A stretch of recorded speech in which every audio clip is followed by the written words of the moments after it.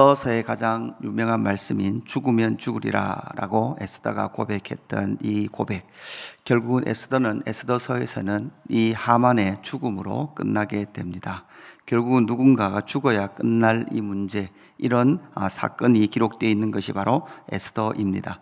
하만의 죽음입니다. 그 하만의 죽음은 모든 유다인들, 특별히 모르드게가 죽어야 될 그 나무에 하만이 죽게 되는 거죠. 하만의 죽음으로 사건은 일단락 되었습니다. 그러나 아직 남아있는 문제가 있습니다. 그것은 바로 아수르 왕이 넘긴 그 조서, 결국은 모든 페르시아가 다스리고 있는 지역에 유다인들을 죽이겠다라는 그 하만을 통해서 선포되었던 이 조서가 아직 그 땅에 남아 있습니다. 이 문제를 해결해 가고 있는 것이 오늘 8장의 내용입니다. 왕의 조서를 어떻게 처리해 갈 것인가? 당시 페르시아의 황제는 한번 내린 명을 처리하기가 상당히 어려웠습니다. 이것은 바로 왕의 권위, 황제의 권위와 관련되어 있기 때문에 한번 반포된 그 왕의 명령은 처리할 수 없을 만큼 아주 강력한 명령이었습니다. 이 명령을 다시금 처리해 가는 과정, 그 과정을 오늘 그리고 그 결과를 오늘 본문에서 우리가 함께 살펴보기를 원합니다. 먼저는 무엇입니까? 자신을 드러내는 에스더의 모습을 보게 됩니다. 자신의 정체를 드러내고 있는 에스더의 모습을 통해서 바로 왕의 그 명령이 처리되어 가는 시작 지점이 된다라는 것을 보게 됩니다. 오늘 8장 1절에 어떻게 시작됩니까? 그날 아하수에로 왕이 유다인의 대적 하만의 집을 왕후 에스더에게 주니라. 에스더가 모르드게는 자기에게 어떻게 관계됨을 왕께 아뢰었으므로, 이렇게 말하고 있죠. 그러니까 그의 삼촌이 되는 거죠. 그러니까 에스더와 모르드게의 관계를 지금 에스더가 그렇게 왕 앞에서 고백하게 돼요. 그럴 때 모르드게가 왕 앞에 나오게 됐죠. 모르드게가 존귀하게 되었습니다. 존귀하게 되었던 이 모르드게가 결국은 에스더와 같은 가족이었다, 친척이었다라는 것을 말을 하게 되죠. 이렇게 자신의 정체를 드러낼 관계를 드러낼 뿐만 아니라 3절 후반절에 보니까 이렇게 말하고 있습니다.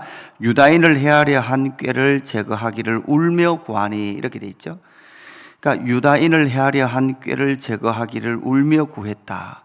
자신과 모르드게의 관계뿐만 아니라 자신의 민족 그 유대인을 해하려 했다. 그것뿐만 아니라 이제 6절에 보면 이 에스더의 고백이 점점 더 나아가서 6절, 내가 어찌 내 민족이 화당함을 참아보며, 이렇게 돼 있죠. 그러니까 그 유다인은 결국은 누구였습니까? 에스더의 한 민족이었죠. 에스더는 곧 자기는 어떤 자였습니까? 유다인이었다라는 것을, 자기의 신분과 정체성을 드러내게 되는 거죠. 자신의 민족성을 이 자리에서 드러내게 되더라라는 것이죠. 자신의 신분을 드러낼 때 바로 이 왕의 명령의 철회가 시작되어진다라는 것을 우리가 보게 됩니다. 페르시아에서 유다인이라는 신분을 감추며 살았던 에스더, 의도적으로 감추었던, 어떻게든 감추며 살았던 바로 에스더의 모습이었죠. 그뿐만 아니라 지금 전 페르시아가 다스리는 지역에 누가 흩어져 있습니까? 유대인이 흩어져 있었습니다. 그런데 그 유대인은 지금 어떤 위기에 놓여 있습니까? 죽임당함, 살육당함의 위기 가운데 놓여 있는 거죠. 그렇다면 여러분이 만약에 유다인이었고 그 지역에 살면서 혈통적으로는 유다인이었으나 유다인이었다라는 사실을 숨기고 산 사람이, 사실은 지금 살육의 명령이 내려졌을 때는 자신의 신분을 숨기고 산 사람이 안 죽을 가능성이 있어요. 그러나 지금 이제 오늘 본문에서 결국은 다시금 그 유다인이 원수를 갚게 하는 그런 명령이 떨어지게 되거든요. 결국은 이렇게 모든 유다인들이 죽음의 명령 앞에 있을 때 그 죽음의 명령을 처리하게 하는 첫 번째 시작이 바로 자신의 정체성을 드러내는 것이다 라는 것으로 나타나게 되는 거죠. 죽음의 신분이었던 유대인들이 자신의 신분을 드러내게 되는, 우리가 유대인이다라는 것을 드러내게 되는 그 시작이 바로 자신의 정체성을 고백하게 되는 그 사건으로 시작되어지더라라는 거죠.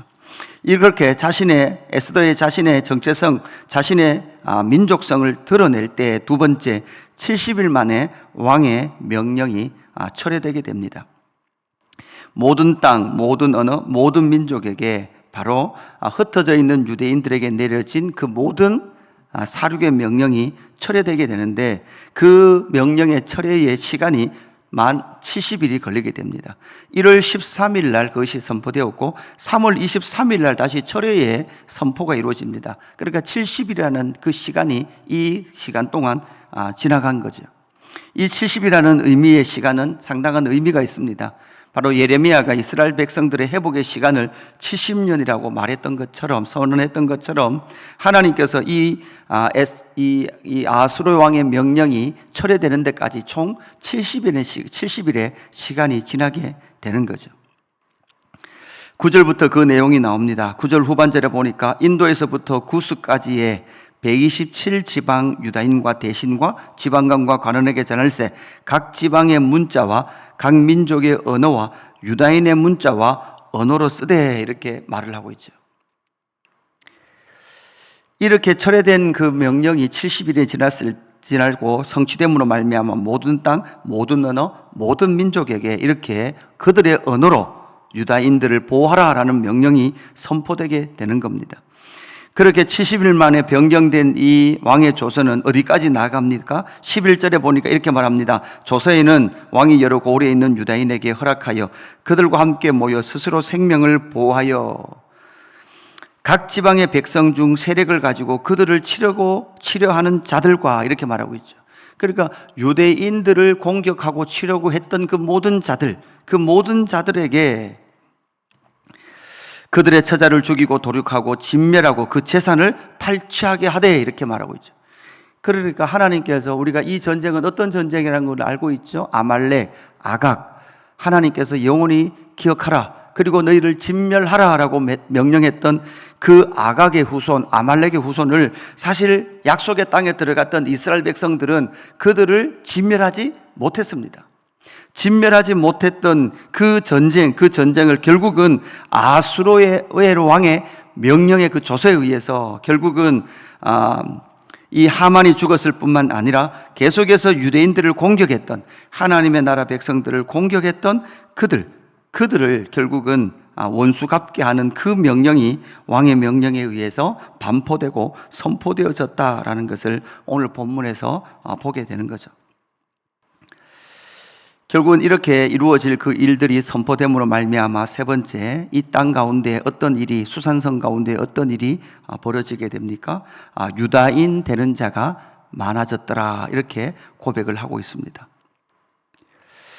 15절부터는 모르드게가 이제 베옷을 입고 있던, 그러니까 회개와 상복의 개념이었던 그러한 베옷을 입고 있었던 모르드게가 푸르고 흰 조복을 입고 큰 금관을 쓰고 자색 가는 배에 겉옷을 입고, 이렇게 말을 하고 있습니다.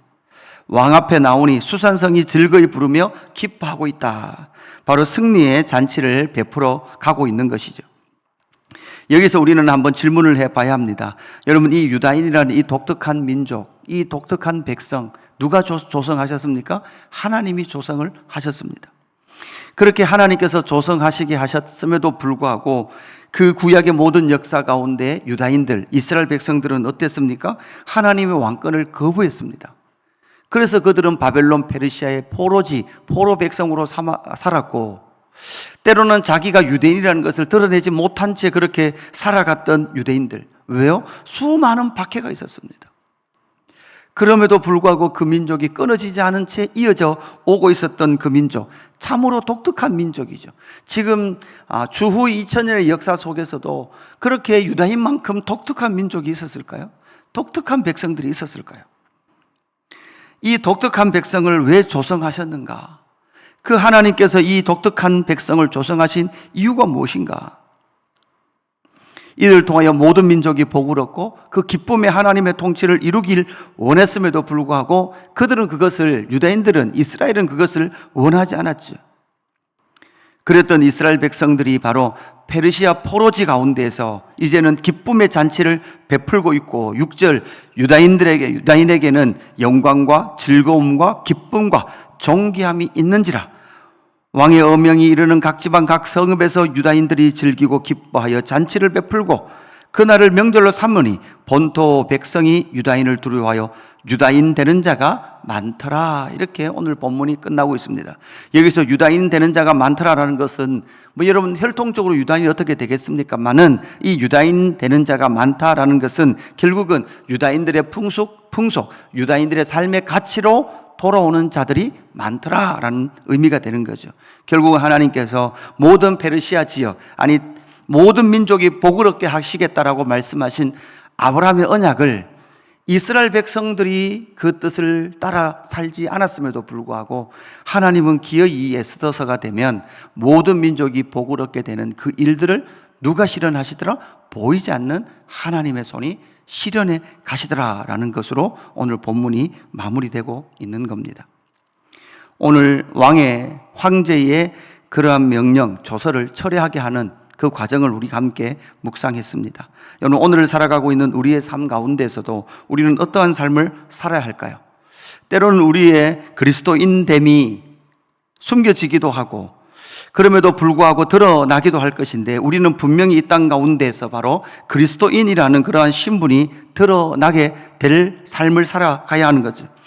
또한 우리의 신분을 드러낼 때 결국은 승리의 그 영광의 복음의 능력들이 나타나게 됨으로 말미암아 모든 자들이, 그 은혜를 입었던 모든 자들이 유다인 되기를 즐거워했던 것처럼 그리스도인 되기를 즐거워하고, 날마다 믿는 자가 여러분 어떻게 했습니까? 늘어갔다라고 말했던 예루살렘 교회처럼 바로 온 열방이 복을 얻고 온 열방이 복음을 듣는 귀한 하나님의 나라 백성, 그리스도인 성도로 살아가는 저와 여러분의 삶이 되기를 주님의 이름으로 축복합니다. 하나님 아버지 감사합니다. 온 땅, 온 페르시아에 있는 유대인들이 사륙당할 위기에 왕의 조서가 선포되었습니다. 그러나 그 선포된 왕의 조서를 철회해가는 과정의 시작이 바로 에스더가 자신의 민족적 정체성을 드러내는 그 일로부터 시작되었음을 오늘 본문에서 만납니다.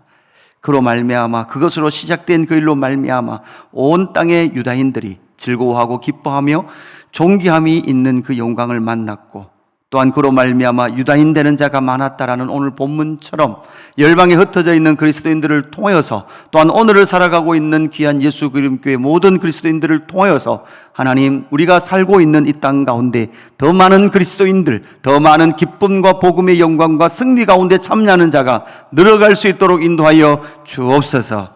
하나님, 그 일을 위하여 우리를 부르셨사오니 우리의 삶 가운데 보이지 않는 하나님의 손이 일하시는 영광을 경험할 수 있도록 오늘 이 하루도 인도하여 주옵소서. 감사함을 드리며 구주 예수 그리스도 이름으로 기도드리옵나이다. 아멘.